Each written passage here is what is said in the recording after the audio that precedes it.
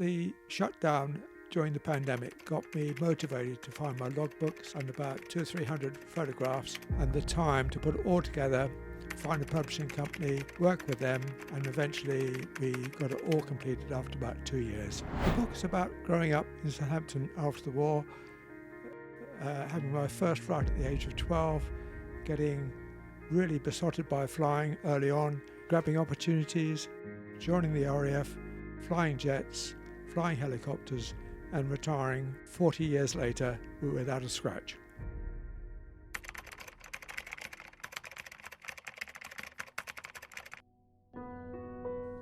Well, I enjoyed my early life. We lived in Southampton, close to a copse of the big stream through the middle. We were close to the shore of Southampton Water. I had 3 brothers and 1 sister. My eldest brother was involved in ordnance survey, making maps. His group of trainee soldiers were going up an assault course, during which there was a bit of a tumble, and he got a soldier's boot in his stomach area and had to report sick. And 2 weeks later, when he was home on leave, he felt very faint, and they went to the doctors and he was diagnosed with diabetes. He was invalided out of the army and told to get some sort of office job. He got an office job in a survey, but that didn't stop him taking up sailing and also working for the Auxiliary Navy with inshore minesweepers. My next eldest brother was at Southampton University studying chemistry. My next eldest brother was working away at school, and then I was coming along in the back, the last of the boys. We liked going out as a family exploring. We met other children and we just romped around the countryside, wider and wider as the years went by. Eventually, when I got a bicycle, I extended much further. There was no aviation connection at all, neither was there any sort of obstacle put in my way. I think the first experience at the age of 12, I mean, up to then, living in Southampton, I was going to have a nautical career, either running a destroyer or captaining an ocean liner. But aviation suddenly appeared on the horizon, and I switched loyalties, I'm afraid.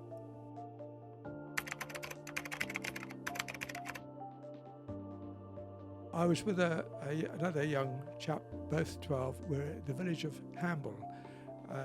We'd seen these aeroplanes flying around, and we found the front gate of Hamble Airfield. Being 12 years old, you don't know any problems, so we went up to the man at the gate and said, "Please, sir, can we go inside and get closer to your aeroplanes?" And he said, "Well, wait here, I'll just ring the chief instructor." So we waited there. He came back 5 minutes later. He said, "Well, the chief instructor will see you now. Do you see that white building in the corner over there, the big white square building? That's air traffic control.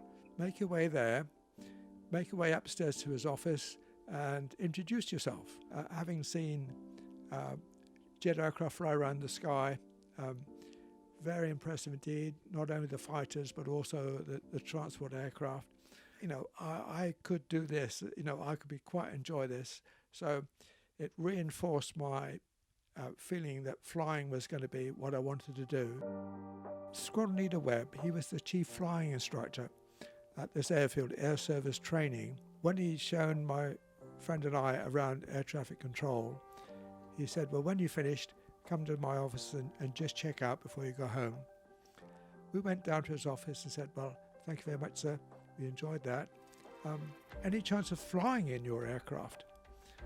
And he said, "I don't see why not, but your parents will have to sign an indemnity form. I guess get some down. Now, your parents need to sign here and here over a 2 6p stamp. You bring these forms back, duly signed, and we'll see what we can do." I think having come through the 2 wars, the First and Second World War, I don't think they were terribly pleased initially. My elder brother Peter was at Southampton University, and I felt that they probably wanted me to follow suit. But I was able to say to them that I had spoken to the headmaster of my school, and he basically said he would help me get the appropriate qualifications to get into the Air Force. And we viewed RAF College Cranwell as a university. So because he was in favour, they backed it and carried on from there. When I saw opportunities coming up, I took them. Now, I think it influenced my getting into the RAF because I could show them, demonstrate that I could fly, that I was a very determined young man, and whatever qualifications they needed, I would get in time to join the Air Force. When I did join the Air Force, I had 200 hours flying behind me, and effectively I'd done the first year's course at Cranwell, so it was very, very useful indeed. I think being able to look back over 40 years and saying I flew 10,000 flying hours as a crew member or pilot or captain, and to do so without a scratch. I think I thank the people who trained me. I thank my supervisors who encouraged me to maintain a high standard all the time. And I thank the knowledge I had to cope with various technical problems and weather problems that I had to sort out at the time. So I was well trained and well motivated and got through. So I look back with a big hearty thanks to everybody involved. I can look back on a lot of goals that I set for myself and with my crews that I was flying with. A lot of the goals were achieved, especially in search and rescue in the United Kingdom. I spent 7 years in search and rescue, 3 of which were in Yorkshire, 4 of which were operating from Anglesey. I enjoyed working with experienced crews and working with lifeboats, working with mountain rescue teams. The mountains of England, Wales and Scotland, both world wars, have many aircraft wreckages. When we went up for flying training in mountain flying, we could see these wrecks, tyres, wheels, fuselages, engines, all over the place.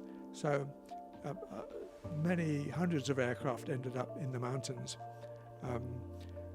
But yeah, I was a bit of a mountaineer, having done some mountaineering with the school. So I was pretty happy flying around the North Wales mountains. I enjoyed that immensely. That was probably the best job in the world as far as I was concerned. I think a career in flying demands hard work, persistence, and motivation from day one until the day you retire.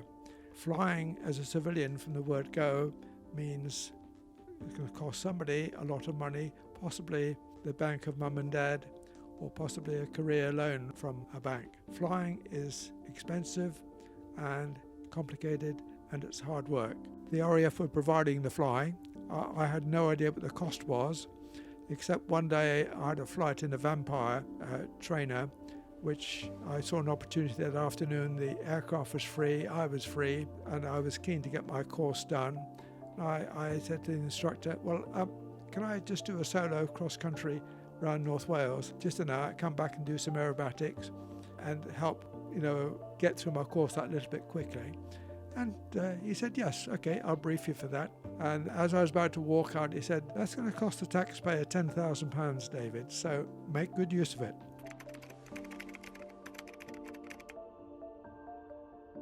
Well, it's a long time ago. I seem to remember him handing over control, resting his head against the window and saying, when we get to Exeter, just make sure, we turn up to Llandudno. And I did. And as we got on a new course for Llandudno, he again slumped against the window, and I monitored the controls for the next hour, and I was braced for it. And I thought it was all very exciting. I wasn't sick at all, although I'd been given a sit bag. I was just concentrating and looking at the countryside, and I could see all the way to the New Forest, the Isle of Wight, Portsmouth. I was just amazed by the view. And we landed, and I was helped out of the aircraft, and I thought, right, this is for me.